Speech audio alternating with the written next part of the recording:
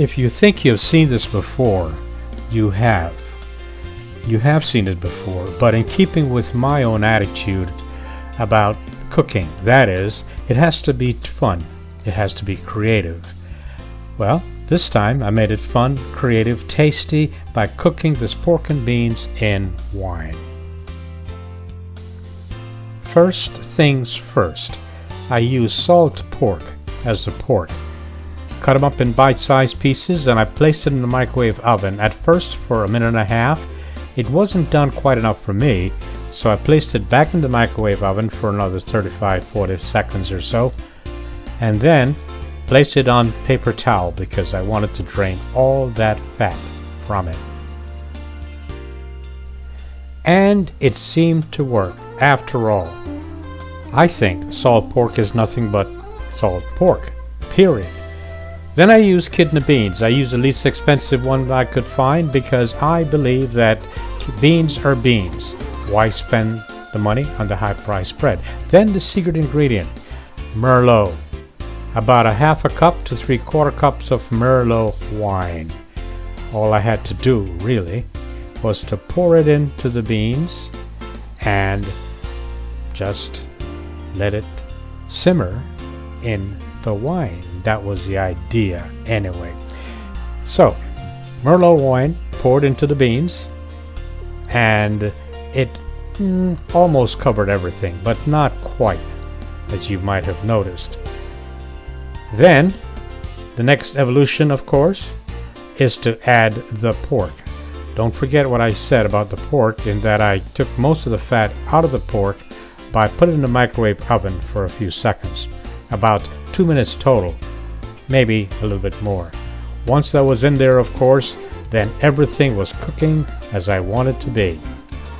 I added enough water, by the way, to cover everything because I wanted everything covered. Then my secret ingredients, Scotch bonnet pepper. 2 slivers of Scotch bonnet pepper. In fact, I should have used 3, maybe 4, maybe 5 slivers of Scotch bonnet pepper. Onions, sprinkled with some thyme. That was the other stuff that I used in it. And then once I did all that, I simply added it to my mixture, to my pot, as you say. Now take note of the color. See that? That's the Merlot wine. That's why it has that color.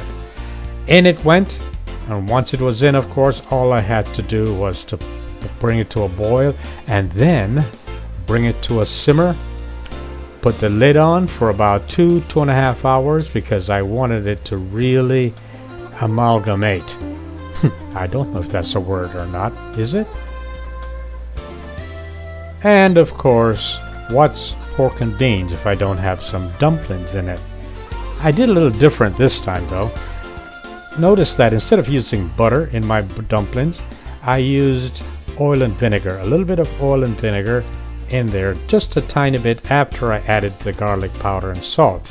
And then I mixed it up really, really well, as if I were going to do the same thing with butter. But I mixed it up really well, and then once I mix it up really well, that is just the oil and vinegar, salt and pepper and garlic salt, I added maybe 3 tablespoons of water. If you're going to do this, of course, you may want to start with 2 tablespoons full of water, and if it's still very dry, maybe add it incrementally in small portions, because you want to have nice firm dumplings, right? Then all I had to do then was to put the lid on my pot and let it simmer for about 2.5 hours. Of course, as you know, I always have rice around somewhere. I like to keep rice around because if there's rice, there's dinner. So once it simmered for 2.5, maybe 3 hours, I simply added some rice.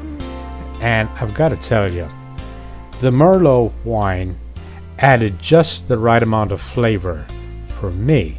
Now, I would suggest that you add your favorite wine to whatever it is you're going to be eating, or rather, however you're going to be cooking this pork and beans. After all, wine will not hurt you if you're a wine drinker. Of course, if you don't drink alcohol, don't do it. But to me, adding the wine is what made it just tasted so very, very good. As usual, bon appetit, and keep sharing your suggestions and your comments. Thank you very much.